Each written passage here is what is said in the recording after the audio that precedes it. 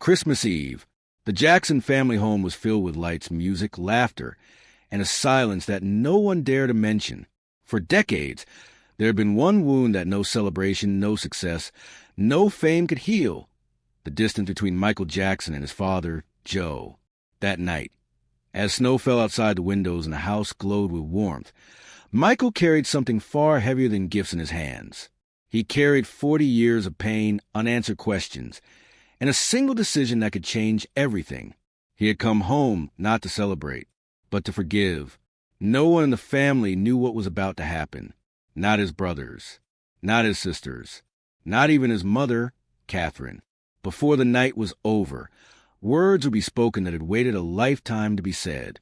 Tears would fall where anger once lived. And one Christmas would become the moment the Jackson family would never forget. What made Michael choose this night? What did he finally say to his father? And why would this forgiveness echo through the rest of their lives? Stay with us, because this is not just a story about Christmas. It is the story of the hardest gift Michael Jackson ever gave. The house in Encino glowed with the quiet warmth of Christmas Eve. Every window shimmered with soft golden light. Garland lined the staircase. The scent of cinnamon, pine, and baked bread drifted through the hallways. Laughter from the living room mixed with old Motown, records playing softly in the background. For the Jackson family, Christmas was supposed to feel like safety. But for Michael Jackson, Christmas that year carried something else. He stood alone at the end of the long driveway for a moment before entering, his breath visible in the cold night air. The gift in his hands was small, wrapped in silver paper with a simple red ribbon. Anyone watching would think it was just another present. But Michael knew it wasn't. Inside that box was a letter. And inside that letter were the words he had never spoken. For more than 40 years, Michael had lived with a weight in his chest. Memories of rehearsals that never ended, a childhood spent under pressure, a father whose approval always felt just out of reach. Fame had given him everything except peace. And now, on this Christmas Eve, he had finally reached a decision that terrified him more than any stage. Tonight, he would forgive his father. The front door opened before he could knock. Catherine stood there, smiling, her eyes soft with love and concern. "Michael," she whispered, pulling him into her arms. He hugged her tightly, breathing in the familiar scent of home. "Merry Christmas, Mother." She stepped back and studied his face. He looked tired, thinner. His eyes carried a quiet storm. Catherine sensed it immediately. A mother always did. "You okay, baby?" she asked. Michael forced a smile. "I am. I will be." Inside, the house was alive with motion. Jackie and Tito were laughing near the fireplace. Janet was helping the younger cousins arrange gifts under the tree. Marlon waved when he saw Michael. The sound of happiness wrapped around him, but he felt strangely separate from it. And then he saw him. Joe Jackson sat in his usual chair near the tree, his posture rigid, his hands resting on his knees. The patriarch, the man whose shadow had followed Michael's entire life. Their eyes met across the room for a brief second. Joe nodded. Michael nodded back. "Dad." No hug, no smile, only history. Michael moved through the room, greeting his siblings, exchanging warm words, but his mind stayed fixed on that chair, on that man, on the words he had rehearsed 1,000 times and still didn't know how to say. Dinner came and went. The family laughed. Old stories were told. Music filled the room. Yet Michael barely touched his food. He kept glancing toward Joe, watching the lines on his father's face, the stiffness in his shoulders, the years that had passed too quickly and yet not quickly enough. At 10:47 p.m., something inside Michael finally settled. He rose quietly from the table and walked toward the tree. The room fell into a softer hush as he picked up the small silver-wrapped box. He held it in both hands, breathing deeply. "Dad," Michael said. Joe looked up, surprised by the sound of his son's voice cutting through the noise. "Yes, I have something for you." The room grew still. Even the music seemed to fade. Michael walked toward his father and placed the gift gently in his hands. Joe frowned. "You didn't have to." "Please," Michael said softly. "Just open it."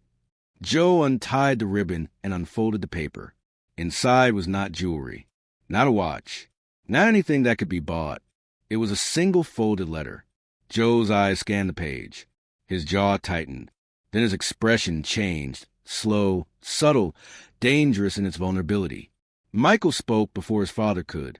I wrote that because there are things I never said, things I was too afraid to say, things I carried my whole life. Joe's hands trembled slightly as he continued reading. The room was silent now. Michael's voice was steady, but his heart thundered. I spent so many years angry, hurt, trying to prove something to you, trying to become enough for you. And I realized something recently. I don't want to carry that anymore. Joe looked up. His eyes were wet. I forgive you, Michael said. The words hung in the air. A sharp breath escaped Joe's chest. His hand shook harder now. You what? Joe whispered. I forgive you, Michael repeated. For the past, for the pain, for the things you didn't know how to give me. I forgive you because I don't want the rest of my life to be built on what hurt me. Joe stared at him as if he were seeing his son for the first time. I'm not saying it didn't matter, Michael continued. It mattered. It shaped me. It broke parts of me. But I don't want it to own me anymore. And I don't want it to own us. Joe stood slowly, the letter trembling in his hand. Michael, I don't know what to say. Tears slid down Michael's face, but his voice did not break. You don't have to say anything. Just let this be the beginning of something different. For a long moment, neither of them moved. Then Joe did something he had not done in decades. He stepped forward and wrapped his arms around his son. The room exhaled. Janet covered her mouth. Catherine's hands pressed to her chest. Tito wiped his eyes. No one spoke. No one moved. Joe's voice was barely a whisper. I'm sorry, son. Michael closed his eyes and held him. Outside, the first snowflakes of the season began to fall. That Christmas, something finally broke. Not the family, not the past, but the chain that had bound Michael's heart for 40 years. And for the first time, forgiveness felt heavier than pain and infinitely more powerful. The house did not return to noise right away. After Michael and Joe separated, neither of them spoke. The air itself seemed to hold its breath. The family remained frozen in place, uncertain whether to celebrate the moment or protect it with silence. Michael wiped his eyes and took a slow step back. His chest felt lighter and heavier at the same time. Lighter for what he had finally released, heavier from the truth of what forgiveness actually cost. Joe remained standing, the letter still clutched in his hand. Catherine was the first to move. She walked across the room and gently touched Joe's arm. Come sit, she said softly. Joe nodded and lowered himself into the chair again, the strength he had carried for decades suddenly gone. He looked older now, smaller. Michael hesitated, then pulled another chair close and sat across from him. They did not speak for several seconds. The fire cracked in the fireplace. The tree lights shimmered. Somewhere in the house, a clock ticked loudly. Finally, Joe cleared his throat. I didn't know you felt all that. Michael's voice was calm. I didn't know how to tell you. Joe studied the floor. I thought I was making men out of my boys. I thought I was protecting you from a world. Michael nodded slowly. I know, but sometimes protection feels like fear when you're a child. Joe closed his eyes. I never learned how to be gentle, Joe said. My father wasn't. His father wasn't. I thought love was discipline. I thought strength was control. Michael's voice was steady but full of quiet ache. And I thought love was something I had to earn. Joe's hands tightened together. Catherine watched him from a few steps away, tears in her eyes but a soft smile on her lips. She had prayed for this night for more than 40 years. The room remained silent, except for the two men finally learning how to speak. I spent my whole life chasing approval, Michael continued. Every song, every dance, every risk. Somewhere inside, I was still that little boy trying to make his father proud. Joe looked up at him then. His voice cracked. I was proud. I just didn't know how to say it. Michael nodded. I know that now. They sat there, father and son, stripped of the armor they had both worn for decades. After a while, Janet quietly approached. Do you both need some time alone? She asked. Michael glanced at Joe. Joe nodded. Yes. One by one, the family drifted into the other rooms of the house, leaving Michael and Joe by the fire. Not because they were told to, but because everyone felt that this space had become sacred. The silence between them was no longer heavy. It was careful, respectful. Joe finally unfolded the letter again and read a section aloud, his voice trembling.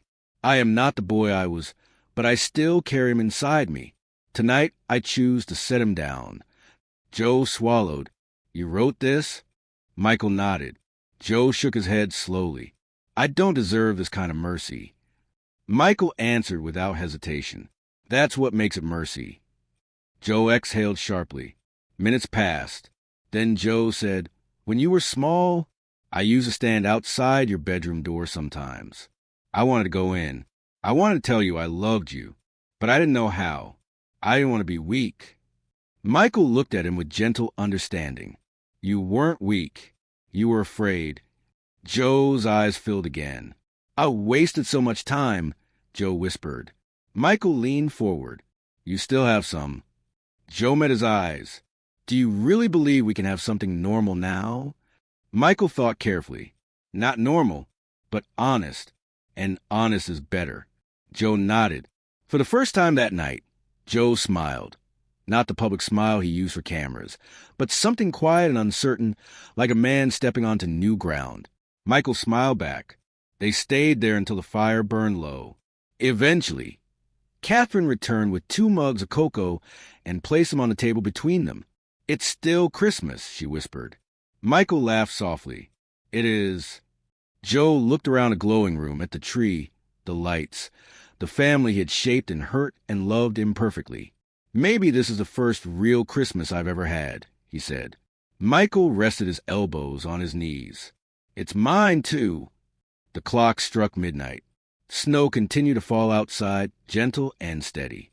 That night did not erase the past, but it changed the future. Because for the first time, Michael Jackson was no longer living in the shadow of what had been taken from him. He was standing in the light of what he had chosen to give. Christmas morning arrived slowly.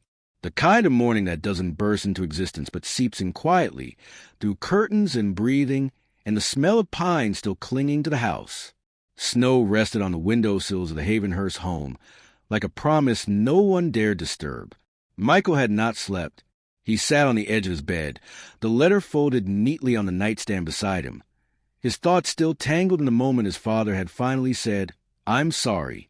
Down the hall, Joe Jackson lay awake too, staring at the ceiling of the guest room, replaying every word, every pause, every expression on Michael's face the night before. For both men, the night had cracked something open that could not be closed again. When Michael finally stepped into the hallway, the house was quiet. No cameras, no managers, no bodyguards, just family and history and the soft echo of something new. He padded down the stairs and found Catherine in the kitchen. She was standing at the stove, humming an old gospel tune while flipping pancakes, as if the world had not been fundamentally altered 12 hours earlier. Good morning, Michael said softly. She turned and smiled. Merry Christmas, baby. Michael returned the smile, but his eyes were wet. I don't think I've ever felt this calm. Catherine studied him carefully. That's what peace feels like. Strange at first. You get used to it. Michael leaned against the counter. Do you think he really meant it? Yes, Catherine said without hesitation. And so did you. They ate breakfast in near silence. Outside, the world continued as if nothing extraordinary had occurred. But inside the house, decades of unspoken pain had finally found air. Joe came downstairs shortly after, moving more slowly than usual. His shoulders were less rigid, his face less guarded. Morning, he said. Michael looked up. Their eyes met. For a moment, neither spoke. Then Joe nodded. Merry Christmas, son. Michael felt his chest tighten. Merry Christmas, Dad. The word Dad felt unfamiliar on his tongue. Not wrong, just new. They ate together at the kitchen table. Catherine served more pancakes. Joe poured coffee with hands that trembled only slightly. Finally, Joe cleared his throat. I've been thinking about what you said last night. Michael nodded. So have I. Joe took a breath. I don't expect forgiveness overnight. And I don't expect us to suddenly know how to be father and son. Michael answered gently. We don't have to rush. Joe looked relieved. Good. Later that morning, the rest of the family joined them. Laughter returned to the house. Careful laughter at first, then real. The children ran through the living room. Gifts were opened. Music played. Yet beneath every sound was a quiet awareness that something irreversible had occurred. Michael watched Joe from across the room. Joe was sitting with his grandchildren, awkwardly trying to help open a stubborn toy box. He was clumsy, unsure where to place his hands, uncertain how to speak. But he was trying. Michael felt something loosen in his chest. That afternoon, he asked Joe to walk with him in the garden. The cold air bit through their coats as they stepped outside. Snow crunched underfoot. Joe tucked his hands into his pockets. Your mother tells me you've been writing again. Michael smiled faintly. I never stopped. They walked in silence for a while. Finally, Joe said, I spent my life believing control was strength. Michael looked at him. And what do you believe now? Joe stopped walking. I believe listening is. Michael's eyes burned.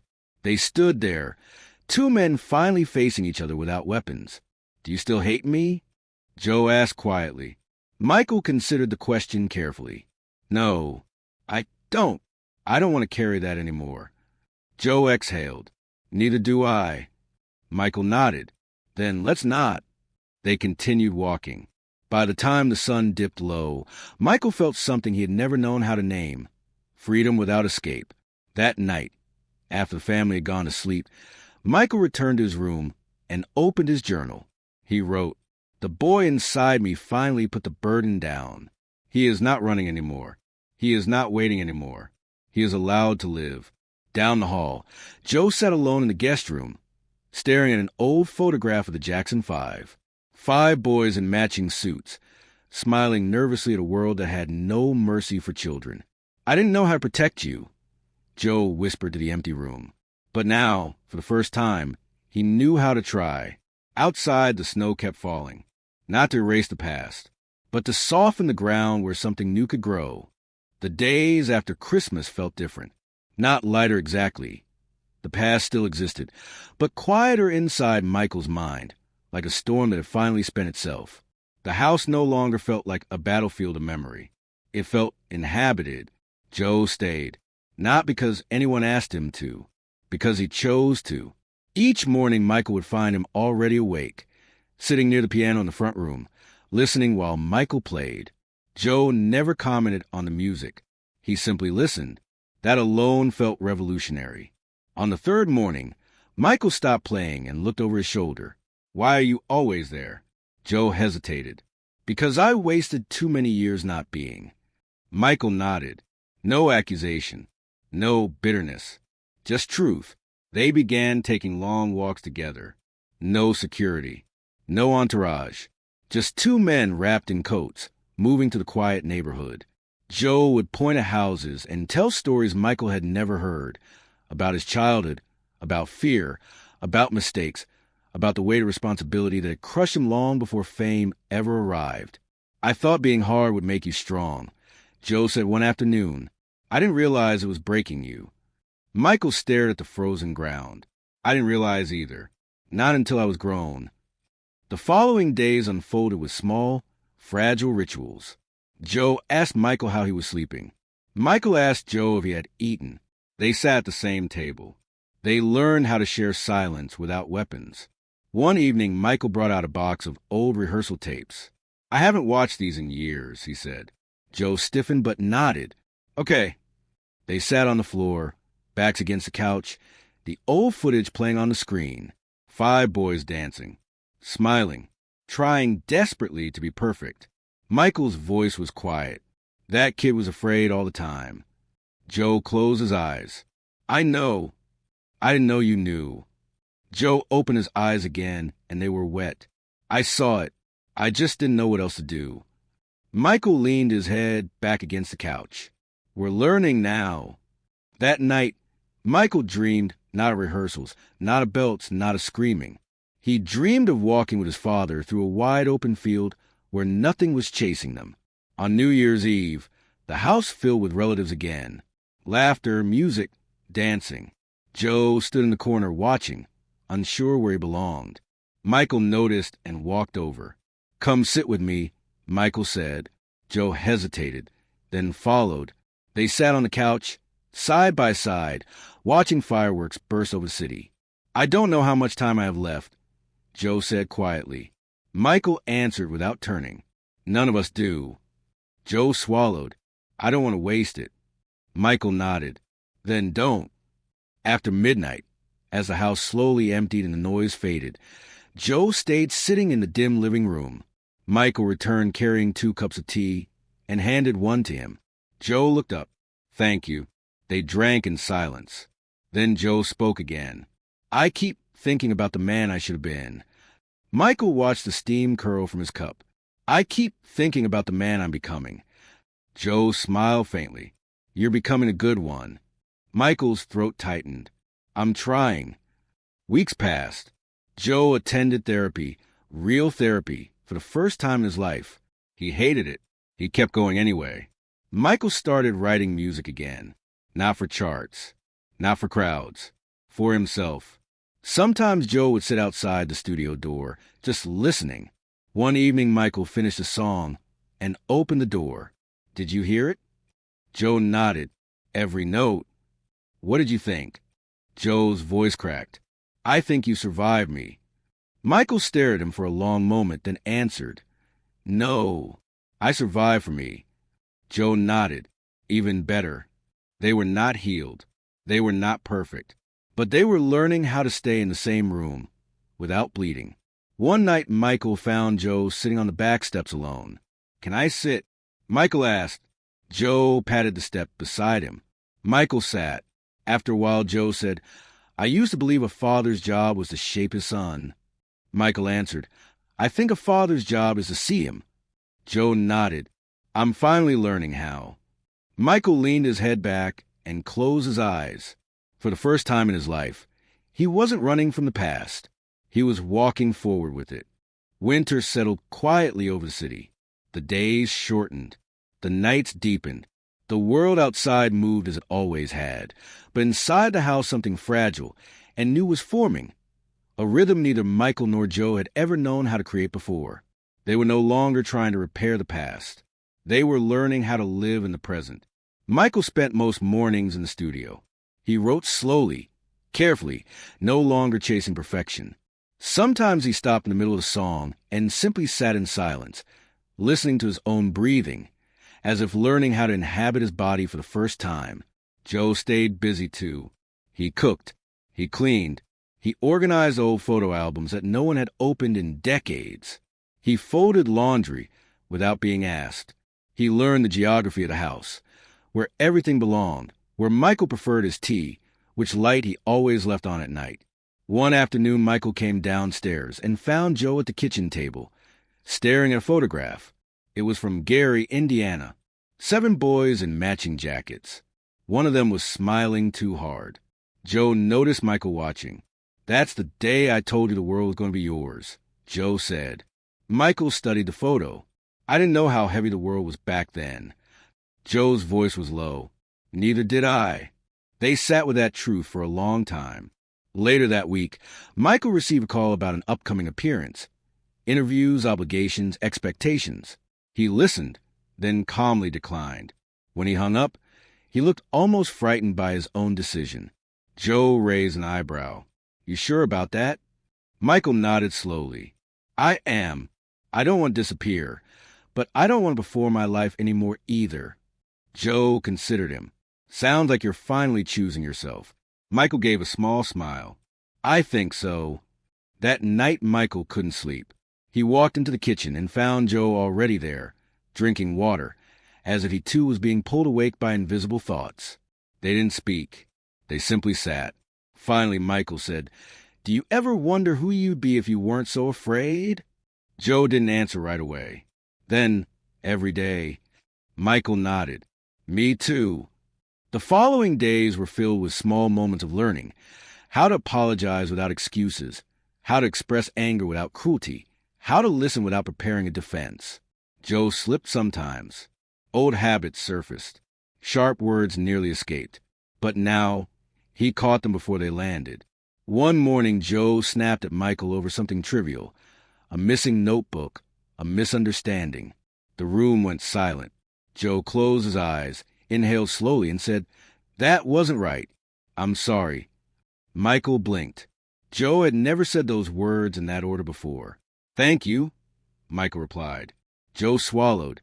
"I'm still learning." Michael smiled gently. "Me too." Later that day, Michael sat at the piano and played a melody he hadn't touched in years. The song had once been about escape. Now it sounded like arrival. Joe stood in the doorway, listening. "You don't have to stay there," Michael said. Joe walked in and sat on the edge of the couch. "I don't know how to fix what I broke," Joe admitted. Michael kept playing. "I don't need you to fix it. I need you to be here." Joe nodded. "I can do that." Weeks passed. Michael began spending more time with his children. He laughed more. He moved slower. He stopped chasing the version of himself the world expected and started building the one he wanted. Joe watched this with quiet awe. One evening, Joe said, "You're a better father than I ever was." Michael answered without turning, "I had a good teacher. I just learned from your mistakes instead of repeating them." Joe smiled sadly. "I wish I'd known how to do that." "You're doing it now," Michael said. Spring approached. The air softened. The house opened its windows. Light filled rooms that had been closed for too long. One afternoon, Michael and Joe sat outside as the sun lowered. Joe said, "I used to believe control was love." Michael said, "I used to believe fear was respect." They looked at each other. "Neither of us was right," Joe said. "No," Michael replied, "but we're learning now." As evening settled, Michael stood. "Come on," he said. "Dinner's ready." Joe followed. Inside, laughter drifted from the kitchen. The children's voices filled the house. Joe paused at the doorway, overwhelmed. "I never knew life could sound like this," he whispered. Michael looked at him. "It always could have. We just didn't know how to listen." Joe stepped inside. For the first time in both of their lives, father and son weren't chasing the past or fearing the future. They were becoming something new. Together, the night arrived quietly. No storms, no headlines, no witnesses, just the soft hum of the world continuing. Michael sat on the edge of the bed in the guest room, staring at the ceiling. He hadn't chosen this room by accident. It was the one farthest from the street, the one with the smallest window, the one where he felt the least visible. For the first time in years, he wasn't hiding from the world. He was simply resting. Down the hall, Joe lay awake too. He had spent his life waking up prepared for battle, with the world, with himself, with his own fear. But tonight, there was no enemy waiting. Only silence, only memory, only the ache of realizing how much time had been lost and how much still remained fragile and unfinished. Joe rose slowly and walked toward the guest room.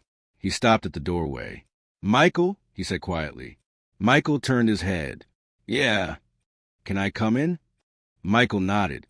Joe entered and sat in the chair by the bed. They didn't speak for a long moment. The house breathed around them. Finally, Joe said, "I used to think strength meant never bending." Michael replied, "I used to think love meant never needing." Joe let out a quiet laugh. "We were wrong." Michael smiled. "Yeah." Joe folded his hands together, studying them. "I don't know how much time I have left. I don't know how much time you have either. None of us ever do." Michael's voice was soft. "I know, but I don't want to spend the rest of my life pretending." Joe said, "I don't want to die being the man I used to be." Michael's eyes glistened. "You're not that man anymore." Joe looked up. "I'm trying not to be." Michael reached out, placing his hand over Joe's. Joe flinched at first, then didn't pull away. "I'm proud of you," Michael said. "Not for what you built, but for what you're becoming." Joe's throat tightened. "No one's ever said that to me." Michael squeezed his hand. "Now you've heard it." Silence returned, but it was different now. Not heavy, not haunted. Just quiet. Joe stood. "You should sleep." Michael nodded. As Joe turned to leave, Michael said, "Dad?" Joe froze. He turned slowly. "Yeah." Michael hesitated, then said it. "I'm glad you came back." Joe closed his eyes for a moment. "So am I." He left the room. Michael lay back, staring at the ceiling again, but this time the weight on his chest was gone. For the first time since childhood, the world felt manageable. Outside, the wind whispered through the trees. Morning came gently. Michael awoke to the sound of laughter, the children in the kitchen, the smell of coffee, Joe's voice asking someone if they wanted eggs or pancakes. Michael stood in the doorway and watched. Joe moved slowly, carefully, as if every action was a choice, as if each moment mattered. Michael felt something settle inside him. Not forgiveness, not forgetting, but peace. Later that day, they walked together. No cameras, no bodyguards, no urgency. Just two men moving forward. Joe stopped at a small park bench and sat. Michael joined him. "I wasted a lot of years," Joe said. Michael nodded. "So did I." Joe looked at him. "But we don't have to waste the ones we have left." Michael smiled. "No, we don't." The sun dipped low. Shadows stretched long. For once, they didn't run from them. They simply sat inside the light. Sometimes healing doesn't come with thunder. Sometimes it arrives like this, quietly and perfectly, in small choices made every day. The past cannot be rewritten, but the future can be lived. And on this night, for the first time in their lives, Michael Jackson and his father finally allowed themselves to do exactly that, together.